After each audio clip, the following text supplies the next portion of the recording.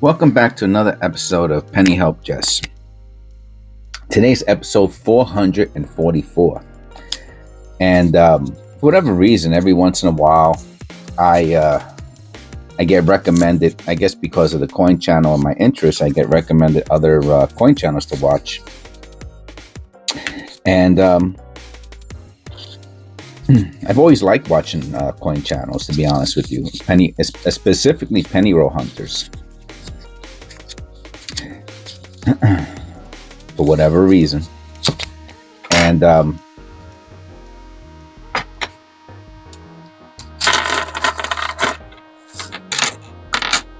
okay, we got some copper in here, mostly zinc.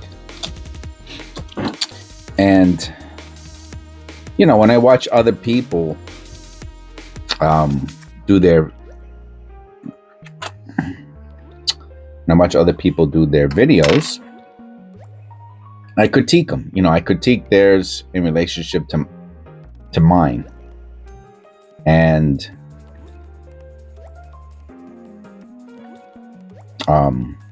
it's very it's something I've been noticing lately in relationship to my videos is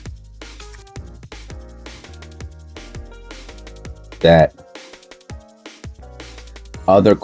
most other coin channels are not interested in numismatics. Isn't that crazy?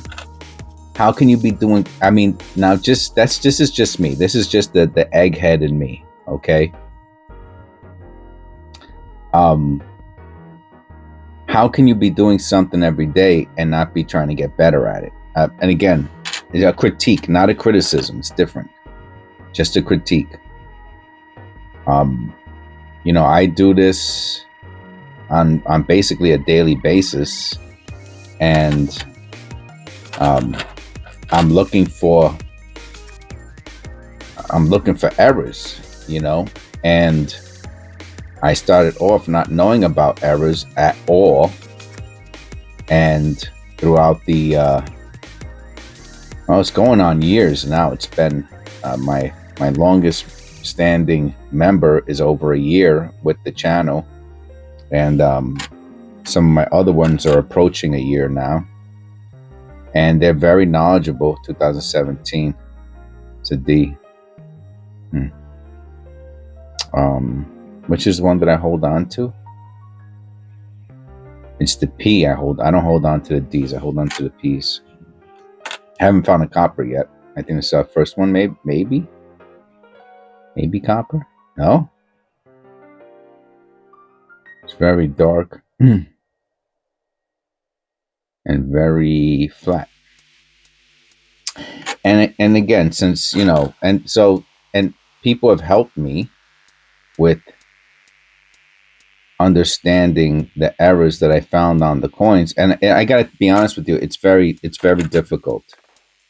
I understand why people do not want to do it. It's in second 94 we found. The amount of time, patience, and energy it takes to learn about the various class double dies, the difference between post-mint damage and a mint error,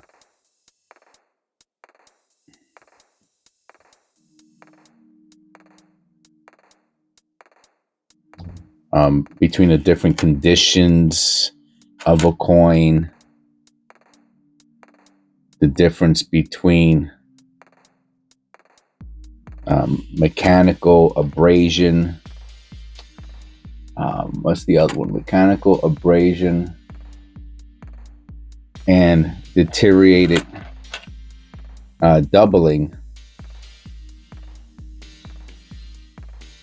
It's a lot of work, The only reason I even did it is because I got some misalignment on this one. Very rarely find anything misaligned on zinc cents. North to south, it's misaligned. And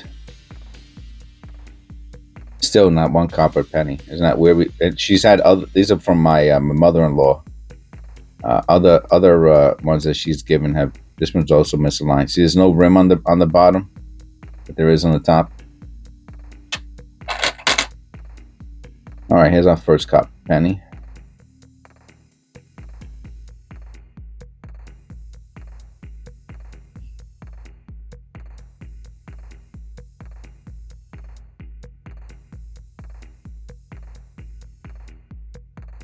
That's mechanical doubling.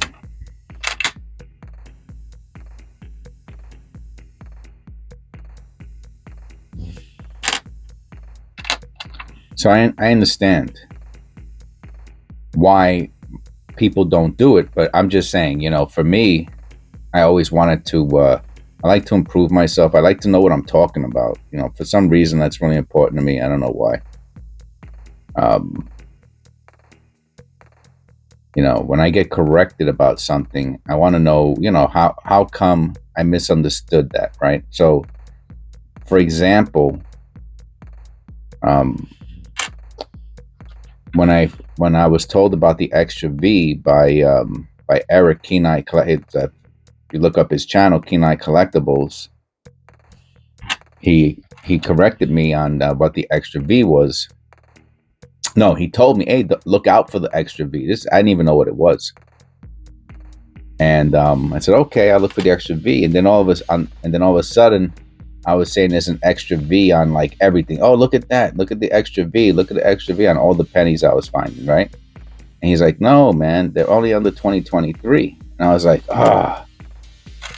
I was like, serious? So here, you know, so I was like, what am I doing? I'm making stuff up, right? So I was making stuff up.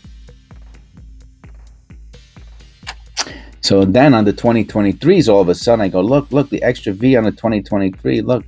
And I would say, look, I see an extra V. Look, I see an extra V. Look, I see an extra V. He was like, no. They're in a certain place on the bottom of the Lincoln. They're not all over. Those other things are not extra V's that you're seeing. So again, I was making stuff up.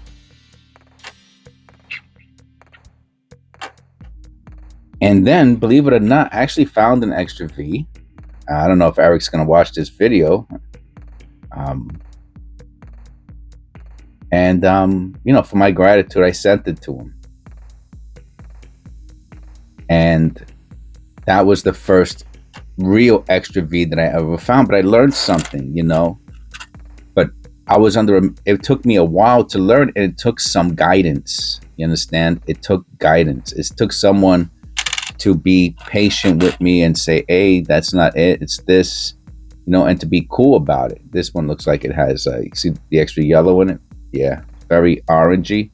That's lamination error. And sintered scent, very sintered, super dark. And to me, that's what this channel has turned into. A place where people can come and learn about penny errors,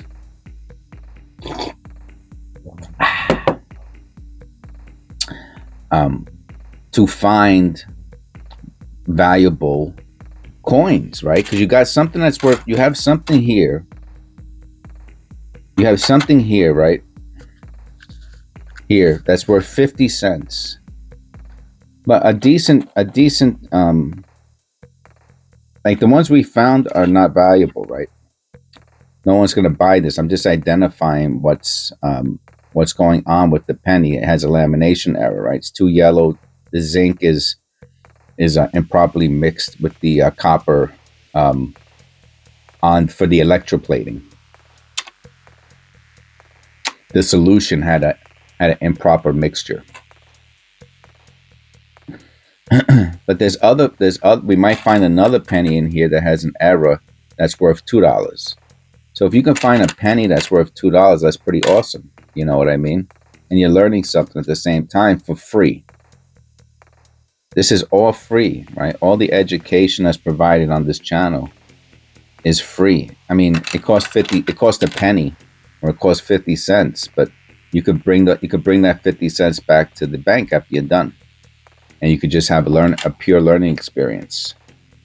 So that's why I say it's free.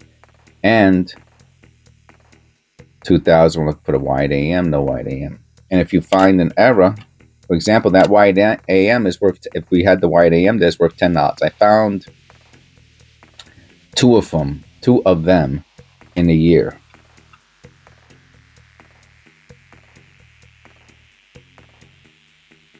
If you know, this is most likely from a grease strike. You see, it's missing some of the bottom of the letters. But if the grease strike would have been more significant, right? Let's say it would have been missing half of the coin from the grease strike. Oh, this one has a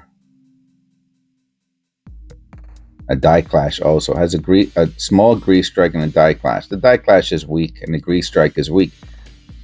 So I know how to identify those two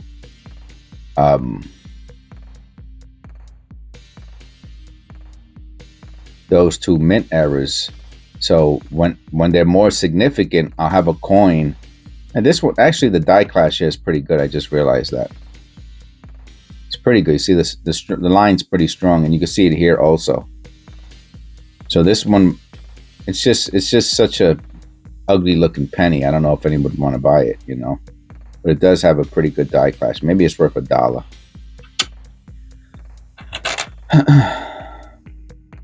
1982, learning about all the different varieties, right?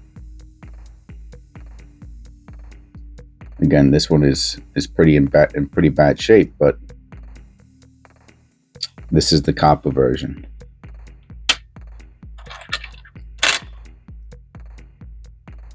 Every once in a while, I will find a coin that has something significant on it. And you go, if you're watching all my videos, you know that I have found some pretty wicked valuable coins. I found that penny with the super duper high Freemasons stamp on it. I found several state stamps. I found some really good prison scent die clashes. I mean, I found all kinds of stuff, you know. And wow, a 40. Just as I'm talking, I'm like, this penny roll is a 49S. I don't know if I've ever found a wheat cent SB. I can't remember. A 49S. Wow. I mean, it sounds valuable, right?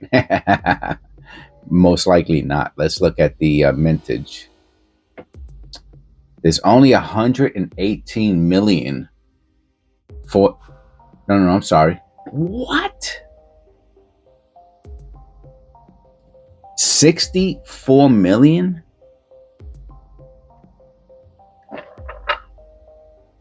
$49S, 64 million. That is probably the lowest. Even if we go to the lowest non-proof Lincoln Memorial, it's a 70 something, I believe. No, it's a 60 something.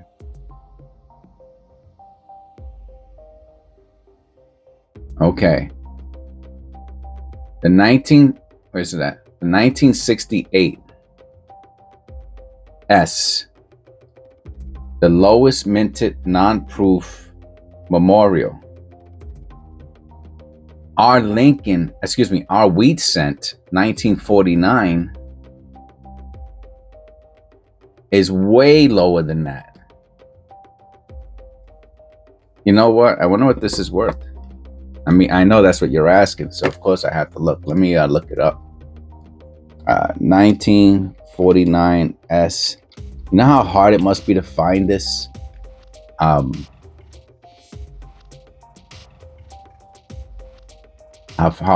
difficult it must be to find one of these for a penny. All right, the 49 is no S, is $1.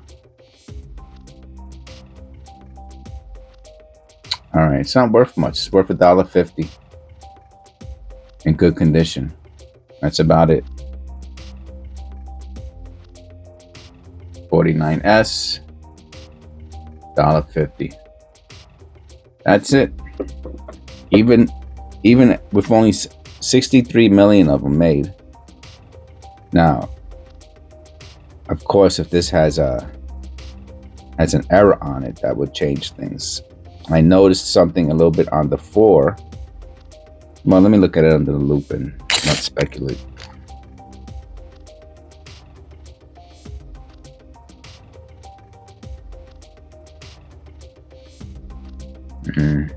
don't think so.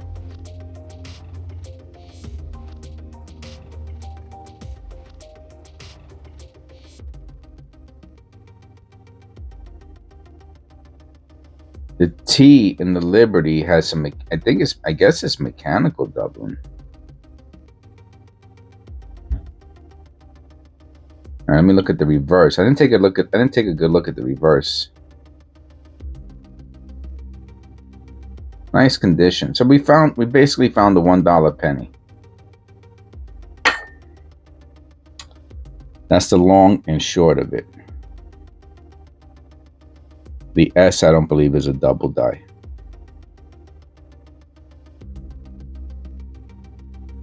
All right. Well, let's get a nice thumbnail. And what I've been doing lately is trying to get a little bit of a close-up. Maybe that'll be our other thumb. You know, sometimes I do a picture inside of a picture.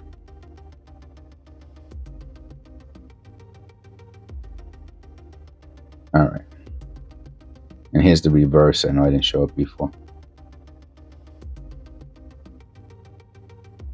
So we found the $1 penny, right? So in a sense, that's kind of what I was talking about. Now, the problem with $1 pennies is they cost $2 to ship. Now, so there's other things you can do with $1, like wheat cents. You could put them in by year, and you could sell the roll, right? So you could sell a roll of wheat cents, or you could sell groups of them together. And so this looks like a ejection error. Oh yeah.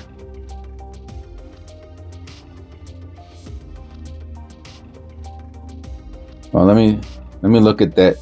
See how weird the edge looks. Let me look at that under the loop. Yeah, it's a cool ejection damage. From where? That's of course that's the $1 million question. What was he ejected from?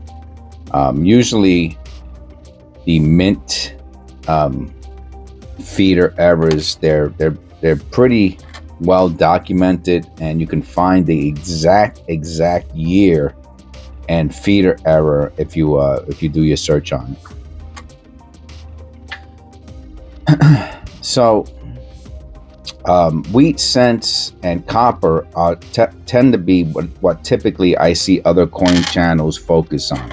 They just go, you know, they separate the copper from the wheat, and the copper from the zinc, and then the wheat from the copper. Maybe they collect 2017 Ps. Maybe they also save the 2009 Lincoln Birth varieties. Maybe they save the 1982 varieties. 69D. No floating roof. Nice strong strike. Not much copper today, have to say. Not much copper today, I have to say. And that's really the extent of it. And maybe they'll do, they will look up or maybe they'll even do coin album fills. You know, oh, we're looking for this one, and they'll put down what they're looking for. You know, so that's the tip, and that's a good way to start. Actually, if you start that way, you might never finish that way. Honestly, I got to be honest with you. The way I do penny roll hunts is the way everyone should start doing their penny roll hunts, to be totally honest with you. If you build bad habits from the beginning, they're very hard to break. It's why people who start that way never grow, right? Because you can tell, they haven't grown because their channel was 10 years old and they're still doing the same. If you go to their oldest and you go to their newest, they haven't changed. It's similar. If you go to my newest, I don't know what I'm talking about. And then a year later, I'm an amateur numismatist. I know quite a bit about coin errors and the minting process. I even have, I purchased minting mechanics. I bought a penny working die. I know the difference between the working die and the dies that make the working die. I mean, it's just very complicated stuff. So, you know, I guess you have to know. Oh, yeah, we got a P. We got a 2017 P. You have to know what path you want to go down, you know. So I'm hoping that the people who watch this channel is because you want to learn, right? If you just want to separate copper, you just want to look for wheat cents, you just want to fill in albums, that's fine too. But very likely, no, 100%, if you do hundreds and hundreds of penny rolls, you are going to miss out on valuable coins. And that's the problem, you know. That's the problem. You're going to miss out on valuable coins. And what are you going to do? You're going to go back through the coins that, you know, and what are you taking out, right? It might be you might take out 1 or 2 pennies. I mean, obviously the wheat cents and the copper, but I mean, as far as putting into a flip, right? So the flips, I keep them right here on my desk. Here you go. I had to grab one. All right, keep the flips right here on my desk. And if I find something valuable, I'll put it into it. Today, the only thing we found that might go into a flip is this 77, which I didn't even look at under the loop. I'll look at under the loop now.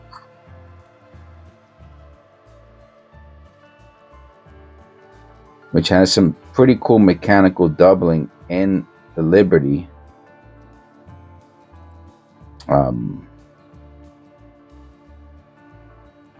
And the date, mostly in the Liberty, the R, the T. Now, the reason why that's important is let's say when I'm gonna do right, so I save all of these, I put them in flips, and let's say the time comes when I'm going to really put them under a microscope to find out whether or not it's a double die, because there are some cherry picker varieties that it might say, oh look, if you have this specific marker, not die, yeah, I guess it is a die marker, but if you have a specific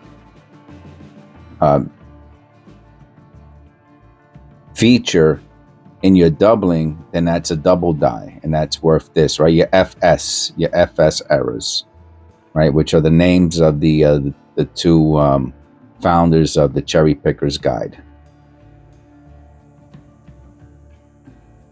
And which I purchased one, and it was actually autographed. That's what's just crazy, by all 3 Cherry Picker authors or founders or what have you. Out of 1,000, it was 800 and something. I showed it in one of the earlier videos from last month. So, but these are things that you're only going to learn from my channel, right? Most other channels are not focusing on errors, and they never will, because it takes too much time, you know. But unless the other channels are members of my channel or subscribers of my channel, then they can learn how to find errors in pennies with a phone and a loop, right? Because that's basically that's it. We got the phone that I'm using here, and we got a loop, and that's really all I have now. I do have a pretty expensive microscope, but I really don't need it for what I'm using, and it would be a whole nother. I might use, if I had a bigger. My office is small, you know.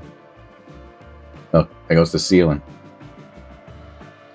My office is small, and I don't have the space. My desk is totally crowded. I don't have the space to throw a microscope. I have the microscope over there behind me on another, but I would have to anyway. It's all logistics, you know.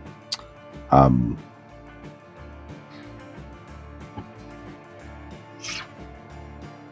so if you wanna learn about coin errors, then this is the channel for you. You know, subscribe, get the notifications, and you'll hear me talking about the various types of typical errors that you can find in a penny roll. All right. Thanks. God bless. And I'll see you in the next one.